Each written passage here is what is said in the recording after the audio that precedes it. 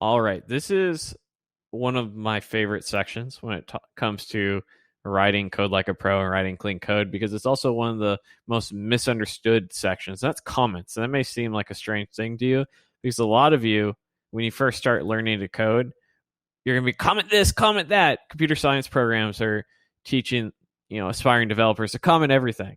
And part of that is simply to go and teach you to actually understand your code, but it doesn't stop there, unfortunately, as you go from aspiring software engineer to junior software engineer, which is where it needs to die. And so a lot of this section is going to be talking about how to write good comments and how to eliminate 90% of your comments, which if we followed the previous sections, we already talked about good variable names and good function names. And if we did that, most of our comments aren't needed because what that is, oftentimes in the bad comment category, is a showcase of your code isn't readable enough, thus I have to comment it. Not always the case, but most of the time, 9 times out of 10. So we're going to be talking about what are some bad comments and what are some good comments. So what are some things that makes comments bad, right? Well, as I explained, oftentimes they're unneeded and they're used to explain bad code, right? Another issue is that you have to maintain these things. They're additional level of maintenance. And sometimes it's just leftover code that people are afraid to change, right? Sometimes people put comments about things that version control takes care of and markers in the code, which if you're having to mark your code, oftentimes you need to understand that maybe it's a different file, maybe it's a different intent, and their marker shouldn't be there.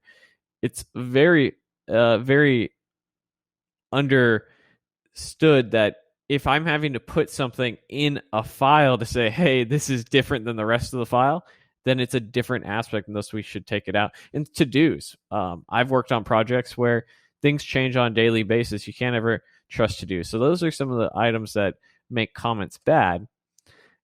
What makes a good comment? Short and concise.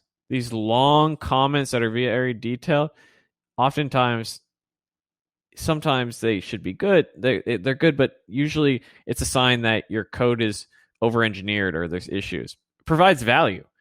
This is really crucial, and we'll showcase a lot of examples that I think some people are going to relate to when they started early on in their career to see something that doesn't provide any value. And with good variable names and good function names, we can eliminate a lot of comments.